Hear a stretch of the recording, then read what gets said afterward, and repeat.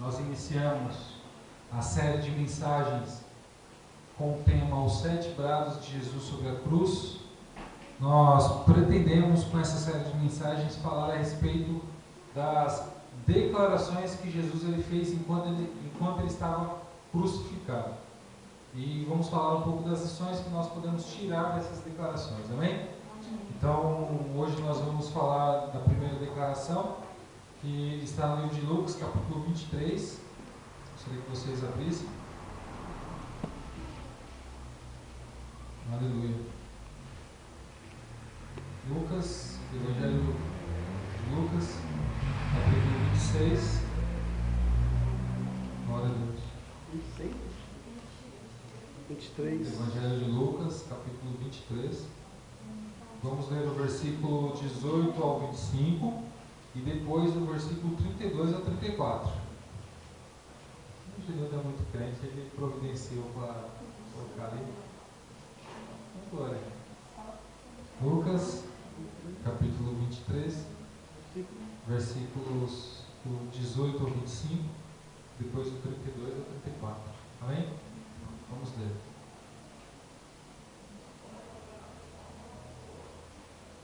A uma só voz eles gritaram: acaba com ele, solta-nos Barrabás. Barrabás havia sido lançado na prisão por causa de uma insurreição na cidade e por assassinato. Desejando soltar a Jesus, Pilatos dirigiu-se a eles novamente. Mas eles continuaram gritando: crucifica-o, crucifica-o. Pela terceira vez, ele lhes falou: por quê? Que crime este homem cometeu? Não encontrei nele nada digno de morte. Vou mandar castigá-lo e depois o soltarei. Eles, porém, pediam insistentemente, com fortes gritos, que ele fosse crucificado. E a gritaria prevaleceu. Então Pilatos decidiu fazer a vontade deles. Libertou o homem que havia sido lançado na prisão por insurreição e assassinato, aquele que eles haviam pedido, e entregou Jesus à vontade deles. Versículos do 32 ao 34. Dois outros homens, ambos criminosos, também foram levados com ele para serem executados. Quando chegaram ao lugar chamado Caveira, ali o crucificaram com os criminosos, um à sua direita e o outro à sua esquerda. Jesus disse: Pai, perdoa-lhes, pois não sabem o que estão fazendo. Então eles dividiram as roupas dele, tirando sorte. Amém? Repitam assim comigo: Pai, Pai, perdoa-lhes, perdoa-lhes, pois não sabem o que fazem. o que fazem. Vamos orar. Senhor, obrigado pela oportunidade de mais uma vez estarmos aqui para ouvirmos um pouco mais a respeito da Tua Palavra, para podermos compartilhar um pouco mais da Tua Palavra. Pedimos nessa noite que o Senhor se manifeste de maneira gloriosa em nosso meio. Pedimos que o Senhor venha nos convencer ao Espírito Santo de Deus a respeito da verdade da Tua Palavra.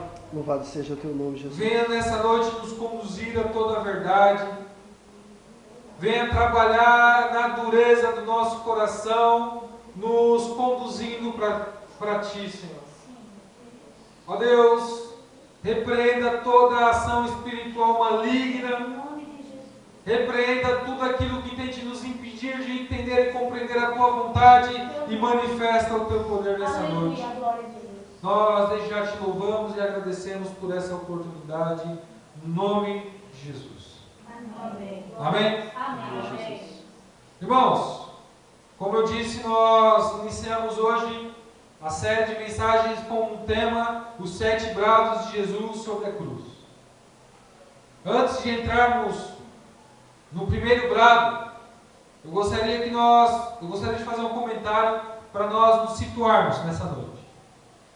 A palavra de Deus diz: pois todos pecaram e destituídos estão da glória de Deus. Ou seja, não existe um justo, nenhum sequer. Com isso aprendemos que o homem é incapaz de satisfazer os padrões estabelecidos por Deus. O homem é incapaz de cumprir todos os propósitos estabelecidos por Deus. Queridos, vendo a incapacidade do homem, Deus, a palavra de Deus diz que Deus enviou o seu Filho ao mundo com o propósito de salvar todo aquele que nele crê. Ou seja, o Verbo se fez carne e habitou entre nós. Jesus viveu como qualquer outro homem. A palavra de Deus diz que ele em tudo foi tentado, mas sem pecado. Cristo satisfez todas as exigências de Deus. Com mais ou menos por volta dos 30 anos, a palavra de Deus nos ensina que Jesus ele inicia o seu ministério público. Jesus ele separa para si alguns discípulos e ele começa a pregar as boas novas, ele começa a pregar o Evangelho. Durante um período de mais ou menos 3 anos, Jesus ele prepara os seus discípulos, ele cura muitos enfermos e ele prega as boas novas. Porém, a palavra de Deus nos ensina que no fim dos 3 anos de ministério, Jesus ele é traído por um dos seus discípulos chamado Judas. Jesus é levado, preso e é crucificado. Jesus, quando ele é crucificado, a palavra de Deus no livro de Marcos, capítulo 15, no versículo 25 e no versículo 33, nos mostra que Jesus ele ficou um período de mais ou menos 6 horas na cruz. Foram momentos de profundo sofrimento físico e espiritual. Durante esse período, a Bíblia relata 7 declarações que Jesus ele faz enquanto ele está na cruz. E a primeira declaração é a que nós vamos tratar essa noite. A primeira declaração foi esta: Jesus ele olha para as pessoas que estão diante dele. Jesus crucificado, ele diz: Pai, perdoa-lhes, porque não sabem o que estão fazendo. Pai, perdoa-lhes, porque não sabem o que fazem. Nós damos o tema dessa mensagem de palavra de perdão. Amém? Então, queridos, para entrarmos aqui nessa mensagem, eu gostaria de analisar com vocês esse texto. Esse texto, gostaria que vocês até chegassem a decorar, por isso eu vou repetir ele algumas vezes. Pai, perdoa-lhes, porque não sabem o que estão fazendo. Nós vemos nesta declaração de Jesus, nesse primeiro brado de Jesus ele se apresenta em oração a Deus. Ele diz: Pai, perdoa-os. Queridos, quão grandiosa é a lição que obtemos de Jesus nesse texto. Jesus, após toda a zombaria, após toda a afronta que Jesus sofre, após Cristo ser açoitado, após Cristo carregar uma pesada cruz, após ser colocado na cabeça dele uma coroa de espinho, após os cuspes, após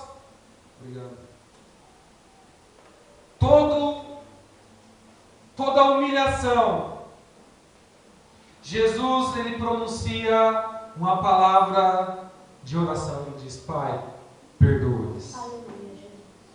Queridos, com isso nós aprendemos que todo cristão ele pode e deve se ocupar no ministério da oração.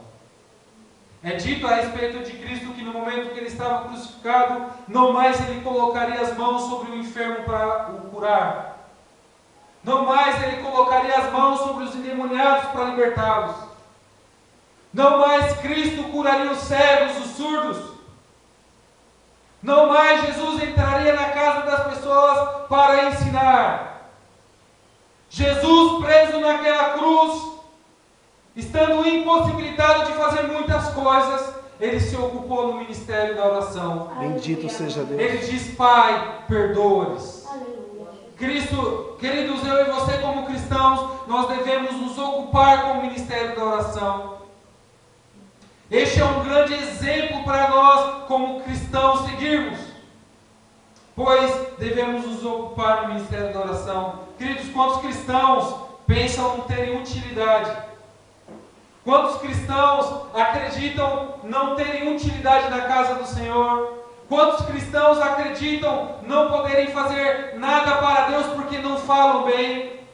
Porque às vezes tem uma dificuldade na dicção, porque às vezes não conseguem guardar muitos textos bíblicos, porque às vezes não tem muita eloquência, porque às vezes não sabem cantar, porque às vezes é um pouco tímido e tem dificuldade de falar a outras pessoas. Quantas pessoas se sentem inúteis porque às vezes tem alguma debilidade física? Quantas pessoas se sentem dificuldade em servir a Deus porque às vezes tem algum problema de saúde? Mas a palavra de Deus, ela nos mostra que nós podemos nos ocupar Louvado do seja ministério da Deus. oração. Glória a Deus. Jesus, ele estava na cruz, impossibilitado pelos cravos que o prendiam, mas ele ainda assim se ocupou no ministério da oração. Glória a Deus. Eu e você podemos orar, queridos. Nada pode nos impedir de orarmos ao Senhor.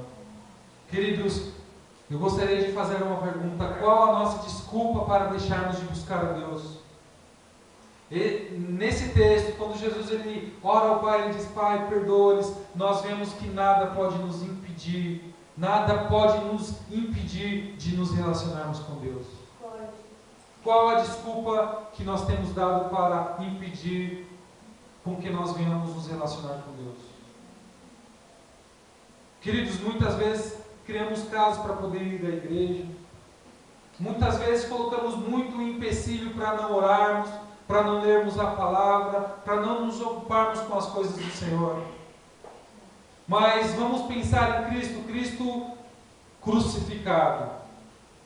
Cristo, depois de ter sofrido açoites, depois de toda a humilhação, ele olha para o Pai e diz: Pai, perdoa-lhes. Queridos, o que pode nos impedir de nos relacionarmos com Deus? Glória a Deus. Não existe nada que pode impedir você de se achegar a Deus em oração. Aleluia. Não existe nada que pode impedir você de se relacionar com Deus, Aleluia. a não ser que você não queira. A não ser que você não queira. Mas todo problema que você passa, toda luta, toda dificuldade, ela pode ser vencida no momento que refletirmos que na cruz Jesus ele se relacionou com Glória a Deus. Deus. Pai, perdoa-lhes. Aleluia. Queridos, isso é muito profundo. Queridos, quando nós olhamos para Jesus, Jesus ele orou mesmo em meio ao sofrimento e à humilhação da cruz. Ele não deixou de buscar a Deus, ele não deixou de se relacionar com Deus. Glória a Deus. E nessa oração que Jesus ele faz na cruz, nós podemos tirar mais uma lição preciosa. Queridos, nós devemos crer que Deus ele opera milagres na vida de outros através da oração. Imagina você que diante de Cristo estavam pessoas pecadoras. Diante de Cristo estavam soldados que estavam zombando dele, batendo nele. Imagina você que estava diante de Cristo, ao pé da cruz, pessoas que estavam gritando: crucifica-o, crucifica-o. A crucificação de Jesus foi um palco. Estavam ali muitas pessoas que tinham afrontado ao Senhor. Pessoas que falavam: se tu és o Filho de Deus, desce dessa cruz. Mas quando Jesus olha para todas aquelas pessoas que zombavam, todas aquelas pessoas que tinham cuspido nele, brincado com as vestes dele, pessoas que estavam ali rindo, pessoas que tinham mentido durante o julgamento dele, Jesus olha para todas aquelas pessoas e diz: Pai, perdoa-lhes, porque eles não sabem o que fazem. Queridos, devemos crer que a oração ela pode mudar o coração de pessoas. Louvado seja Deus. devemos crer que Deus ele pode alcançar vida de pessoas. Glória a Deus. Quando Jesus ele ora ao Pai por aqueles que estavam diante dele, é porque existe esperança. Aleluia. Imaginemos eu e você. A palavra de Deus diz no livro de Atos que na primeira pregação que Pedro faz, por volta de 2.000 almas se convertem. Eu li um autor falando sobre isso, ele diz: não foi à toa que 2.000 pessoas se convertem por uma simples pregação. Não foi à toa. Por que que 3.000 almas se convertem quando Pedro prega? A palavra de Deus diz que quando Pedro ele está pregando, ele fala assim: irmãos, varões, vocês pecaram, vocês estavam ignorantes a respeito da pessoa de Jesus Cristo, vocês pecaram, erraram, mas agora é necessário que vocês se arrependam. E de repente 3.000 almas se convertem. Sabe por quê? Porque Jesus na cruz ele orou: Pai, perdoa-os porque eles Louvado não seja sabem o que Deus. fazem. Queridos, não existe nada impossível para o Senhor, como foi falado aqui no louvor. Não existe nada impossível para Deus. Ninguém está distante demais para ser alcançado pelo Senhor através da oração. Então ore ao Senhor, busque ao Senhor, não desista, por mais impossível que pareça que as pessoas se arrependam. Ore ao Senhor. E eu vou tomar cuidado com as palavras para não entrar nos outros frases aqui. Glória a Deus. Mas busque ao Senhor, se envolva no ministério da oração. Amém? Amém. Segunda lição que aprendemos através dessa declaração é que Jesus ele sofre como homem em lugar dos homens. Irmãos, vamos analisar o seguinte: quando Jesus ele ora ao Pai, ele faz uma oração em comum durante todo o tempo que ele esteve nessa terra. Talvez eu e você, talvez seja difícil de você compreender quando eu falo isso, mas vamos analisar. Jesus, quando ele estava crucificado, ele ora: Pai, perdoa-lhes, porque eles não sabem o que fazem. Isso é muito incomum. Eu vou falar para você o porquê. A palavra de Deus no livro de Mateus, capítulo 9, versículo 2. Quando alguns homens levam um paralítico na casa de Jesus, Jesus olha para o paralítico e diz: tenha bom ânimo, filho, os seus pecados estão perdoados. A palavra de Deus no livro de Lucas, capítulo 7, versículo 48. Quando aquela mulher pecadora entra na casa de Simão, se joga aos pés de Jesus, Jesus ele olha para aquela mulher e diz: os seus pecados estão perdoados. Queridos, como eu disse, em momento algum nas Escrituras, as Escrituras mostram Cristo orando para o Pai perdoar alguém. Você já reparou isso? Todas as pessoas a quem Cristo libera perdão, ele não ora ao Pai: Pai, perdoa-os, não. Ele não ora: Pai, perdoa-os. Ele diz: perdoados estão os seus pecados. Bendito seja. E por que as Escrituras dizem isso? Por que nós podemos falar que essa oração é incomum? No livro de Mateus, capítulo 9, versículo 6, nós encontramos a resposta. O texto diz: o Filho do Homem tem na terra autoridade para perdoar os pecados. O Filho do Homem tem na terra autoridade para perdoar os pecados. Então, por que Jesus na cruz ora ao Pai para perdoar pecados? Porque, queridos, Jesus ele não estava mais sobre a terra, ele fora levantado da terra. E quando ele for levantado da terra, Jesus ele se identifica comigo e com você. Jesus ele lança a mão das suas prerrogativas divinas e enfrenta a cruz na condição de um homem. Vamos pensar, irmãos. Quando foram prender Jesus, e Jesus pergunta aos soldados, pergunta à multidão: quem vocês procuram? Os guardas dizem: a Jesus. Qual a resposta de Cristo? Sou eu. O que acontece? João 18,6 diz que quando Jesus diz: sou eu, a multidão recua e cai. Louvado seja Deus. Irmãos, Mateus capítulo 26, versículo 53 nos fala a respeito do momento que Pedro ele corta a orelha de Malco. Jesus ele cura Malcolm. E Jesus ele diz assim: você acha que eu não podia pedir a meu Pai e Ele não colocaria imediatamente à minha disposição mais de 12 legiões de anjos? Irmãos, esse texto nos mostra que se Jesus quisesse, Ele não seria crucificado. Se Jesus ele quisesse, em momento algum Ele sofreria. Irmãos, a palavra de Deus nos diz que por meio de Cristo tudo veio a existir. A palavra de Deus nos ensina que tudo subsiste por meio da pessoa de Jesus Cristo. Aleluia. Louvado seja Deus. Então, por que Jesus ele não escapou da cruz? Porque ele suportou a cruz como homem, no meu e no teu lugar. Glória a Deus.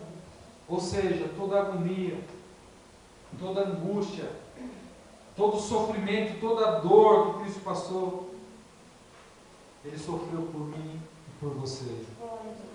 para que nós tivéssemos perdão dos nossos pecados, para que nós pudéssemos fazer parte da família de Deus.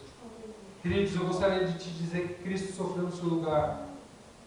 A cruz representa o lugar que eu e você deveríamos estar. Mas a palavra de Deus diz que Cristo, como ovelha muda ao matador, Ele assumiu a minha e a sua condenação. Deus ele condenou o nosso pecado na pessoa de Jesus Cristo. Ele atribuiu o nosso pecado a Cristo para que Ele pudesse atribuir a justiça de Cristo a mim e a você. É muito profundo isso, irmãos. Jesus, Ele sofreu como homem no meu e no seu lugar. É por isso que Ele ora e diz: Pai, perdoa-lhes. Terceira lição que nós podemos aprender através desse texto, através dessa declaração, é que Cristo se apresenta como sumo sacerdote e verdadeiro sacrifício.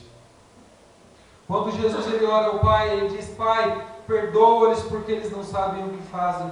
Jesus ele se mostra como um verdadeiro sacerdote.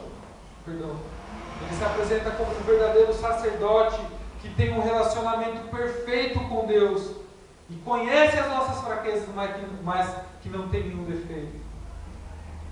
Qual é o papel do sumo sacerdote? Oferecer sacrifícios em prol do povo, elevar as questões do povo diante de Deus. Então Jesus ele cumpre perfeitamente o papel do sumo sacerdote perfeito. Jesus é aquele que possui vida em si mesmo e ele pode doar a vida dele a quem ele quer.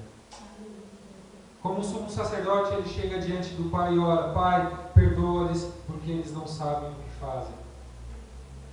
Mas vemos na pessoa de Jesus também que ele não era apenas sacerdote, mas ele era o Cordeiro de Deus que tira o pecado do mundo. Ao mesmo tempo que Jesus se apresenta como um sacerdote que pleiteia as nossas causas, ele apresenta como um sacrifício que morre no meu e no seu lugar.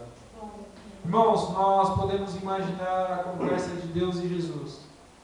Jesus, como sacerdote, ele chega diante do Pai e diz assim: Pai, perdoa-lhes. O Pai olha para o Filho e diz: para que eu possa perdoar, é necessário eu condenar o pecado. Jesus chega novamente diante do Pai e diz: Pai, perdoa-lhes. O Pai olha para o Filho e diz: para que eu possa perdoar, é necessário ser pago um preço. Jesus novamente olha para o Pai e diz: qual o preço? O Pai olha para o Filho e diz: uma vida justa, uma vida inocente. Então Jesus, como sacrifício, ele olha para o Pai e diz: eis-me aqui, envia-me a mim. Louvado seja Deus. Cristo morreu no seu lugar, queridos. Cristo morreu no nosso lugar. Não existe outro nome pelo qual devamos ser salvos. Aleluia. O único meio de salvação é Jesus Cristo. Não existe outros meios, igrejas, homens, crendices, sistemas religiosos, religiosidade. Não existe nada que possa nos garantir, que possa operar a nossa salvação. Mas em Cristo podemos confiar, pois Ele Nele, na pessoa de Cristo, temos garantia da nossa salvação. Aleluia. Louvado Eu seja não sei o Deus. que tem atribulado o seu coração. Eu não sei qual é a sua dificuldade quando você vai se relacionar com Deus. Eu não sei qual é a sua dificuldade em permanecer firme diante do Senhor. Mas eu gostaria de falar para você que toda e qualquer garantia que você tenha, ela é falha. As suas atitudes é falha. Por quê? Porque em algum momento, quando você pecar, você vai ter dúvidas da sua salvação. A sua santidade não é garantia de você apoiar a sua salvação. Por quê? Porque em algum momento, quando você pecar, você vai achar que você vai para o inferno. A tua igreja não é garantia de que você vai para o céu, porque em algum momento o pastor erra, em algum momento algum líder erra, e você se decepciona e você passa a achar que vai para o inferno. Mas em Cristo nós Aleluia. podemos ter a plena certeza Aleluia. que vamos para o céu. Louvado seja Temos Deus. o perdão dos nossos pecados, Aleluia. porque Ele mesmo chega diante do Pai e diz: Pai, perdoa-os. Aleluia. Bendito é Deus. Irmãos, a quarta lição que nós aprendemos através desse texto é que nós vemos aqui, quando Jesus diz: Pai, perdoa-lhes porque eles não sabem o que fazem. Nós vemos aqui o grande amor de Cristo. Amém? Amém. Irmãos, vamos analisar. Jesus, ele foi açoitado. Ele sofreu escárnios, ou seja, zombarias. Colocaram na cabeça de Cristo uma coroa de espinhos. Cuspiram nele. E no momento que ele sobe na cruz, a primeira palavra que ele diz é: Pai, perdoa-os porque eles não sabem o que fazem. Nós vemos aqui, irmãos, o grande amor de Cristo. Existe amor como esse? Existe amor que se compara a esse? Você dá um tapa e ele fala: Pai, perdoa-os. Vamos analisar. A palavra de Deus nos diz que uma certa vez o rei Davi, junto com seus homens, estava passando num lugar e os homens estavam com fome. E um homem chamado Nabal, que uma vez Davi ajudou, Davi envia homens à casa de Nabal e diz assim: ó, Nabal, nós uma certa vez te ajudamos, agora os meus homens estão com fome, prepara um banquete para que a gente venha na sua casa e coma. Nabal, ele olha e fala assim: ó, eu não vou ajudar não, eu não estou nem aí para você. Quando Davi ouve a resposta de Nabal, Davi fica tão irado que ele sobe para a casa de Nabal com o propósito de matá-lo. Se não fosse a mulher de Nabal, a mulher sábia, Davi tinha matado Nabal. Vamos pensar um pouco antes. Davi era um homem segundo o coração de Deus, hein? O homem negou ajuda para ele e quis matar. Agora vamos pensar no juiz de Israel, Sansão. O que a palavra de Deus diz? Que Sansão, nos seus últimos minutos de vida, na sua pouca força, ele gasta um tempo orando, pedindo a Deus: Senhor, permita com que mais uma vez eu consiga, com que eu tenha forças, nas minhas palavras, para que eu possa derrubar essas colunas e matar esses filisteus. O que a palavra de Deus diz? Que Sansão, ele derruba com suas mãos colunas. Nos seus últimos minutos de vida, para se vingar dos filisteus, ele se mata junto com eles. Não é isso que a palavra de Deus nos ensina? Mas pense o seguinte: Jesus, sendo Deus, não teve por usurpação de ser igual a Deus. Na cruz ele diz: Pai, perdoa-os. Bendito é o teu nome, Ele Jesus. não retribuiu, mas tinha condições de Glória a Deus. Ele podia orar e falar assim: Pai, manda anjo e mata todo mundo. Mas ele ora e diz: Pai, perdoa-os. Queridos, nós não vemos amor semelhante. Nem mesmo Estevão, um grande homem de Deus, um homem que a palavra de Deus nos diz que quando um anjo, que as pessoas olhavam para ele, o rosto dele era como o rosto de um anjo, não é isso? Brilhava, era um rosto, a pessoa fala: nossa, aquele ali é cheio da presença de Deus, cheio da glória de Deus. Mas o que a palavra de Deus no livro de Atos, capítulo 7, nos ensina? No momento que as pessoas vão apedrejar Estevão, qual é a oração de Estevão? Pai, Senhor Jesus, nas tuas mãos eu entrego o meu espírito. Senhor, não lhes impute esse pecado. Mesmo Estevão, um grande homem de Deus, ele ora primeiro por si e depois pelos homens. Mas Cristo não, queridos. Ele não olhou para a sua dor, ele não olhou para o seu sofrimento. Antes ele olhou para os homens que estavam diante dele e disse: Pai, perdoa-os. Glória a Deus. Não existe amor igual. Queridos, nesse texto nós vemos o grande amor de Deus. Eu confesso aos irmãos que quando eu estava meditando nessa passagem, nesse texto, no serviço, quando eu estava exatamente escrevendo isso, eu comecei a chorar. Porque o amor de Deus por mim e por você é profundo. A palavra de Deus no livro de Romanos, capítulo 5, versículos 6 ao 8, diz assim, deixa eu ler para você. Porque Cristo, estando nós ainda fracos, morreu a seu tempo pelos ímpios. Porque apenas alguém morrerá por um justo, pois poderá ser que pelo bom alguém ouse morrer. Imagina você, alguém que você ama muito, é bom. Talvez, você ouse por essa pessoa morrer. Mas, continuando, mas Deus prova o seu amor para conosco em que Cristo morreu por nós, sendo nós ainda pecadores. Irmãos, vamos pensar, o Senhor, Ele te ama não pelo que você fez ou possa fazer. Ele simplesmente te ama porque Ele decidiu te amar. Vamos analisar a razão de Cristo nos amar, está nele, não em mim, não em você. A razão de Cristo nos amar está nele. Irmãos, isso é um motivo o suficiente para louvarmos e adorarmos a Deus. Pois nós não fizemos nada para que Ele nos amasse, Ele simplesmente nos amou e pronto. Queridos, isso é importante porque no momento que você estiver vivendo uma vida errada, lembre, o Senhor, Ele decidiu te amar. Então, quando você for fazer alguma coisa de bom, não faça para você conquistar o amor de Deus, faça porque Ele te ama. Louvado seja teu nome, Jesus. Quando você for se envolver com as coisas do Senhor, não faça porque você pode de alguma maneira conquistar o amor de Deus, mas faça porque Ele te ama. O amor de Deus não pode aumentar, porque Ele te ama com amor incondicional. O amor de Deus não pode diminuir, porque a razão de Ele te amar não está em você, mas está nele. Louvado seja E Ele Deus. não muda. Você errou, o Senhor, ainda assim Ele te ama. Você está se esforçando na casa do Senhor, o Senhor, Ele te ama da mesma maneira. Então, queridos, que nós venhamos nos apoiar nesse amor, para que quando nós viermos a se esforçar, a nos gastarmos e deixarmos nos gastar na presença dEle, nós venhamos entender, eu faço isso porque o Senhor, Ele me ama. Eu não faço isso porque eu amo a Ele, mas eu faço isso porque Ele me ama primeiro. Ele Louvado seja Deus. decidiu me amar com todos os meus erros, com todas as minhas imperfeições. Ele me ama. Bendito, exaltado a Deus. Foi Ele, queridos, foi Ele. E nessa declaração nós vemos o perfeito amor de Deus. Oh Deus. Porque Ele tomou a iniciativa e disse: Pai, perdoa-lhes. Pai, eles não são dignos. Eles erram muitas vezes. E mesmo quando eles se voltarem para Ti, eles ainda assim vão errar.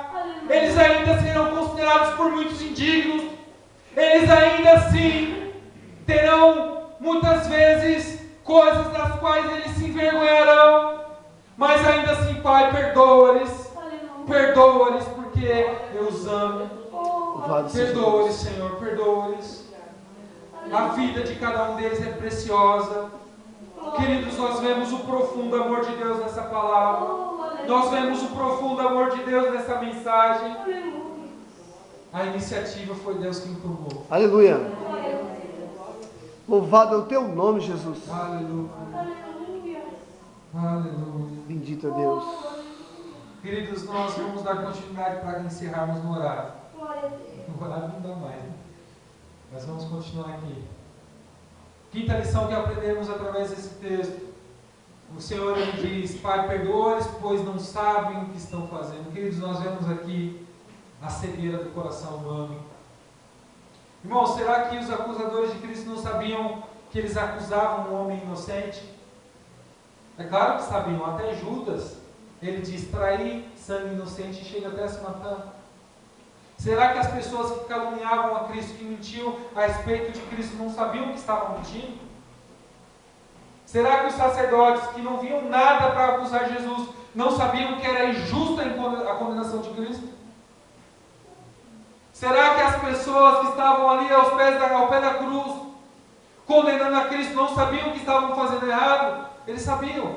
Então por que Cristo diz: Pai, perdoa-lhes porque eles não sabem o que fazem? Queridos, porque o meu coração e o seu, a não ser que o Senhor ele desvende os nossos olhos, o nosso coração ele está endurecido, está cego para a gravidade do pecado.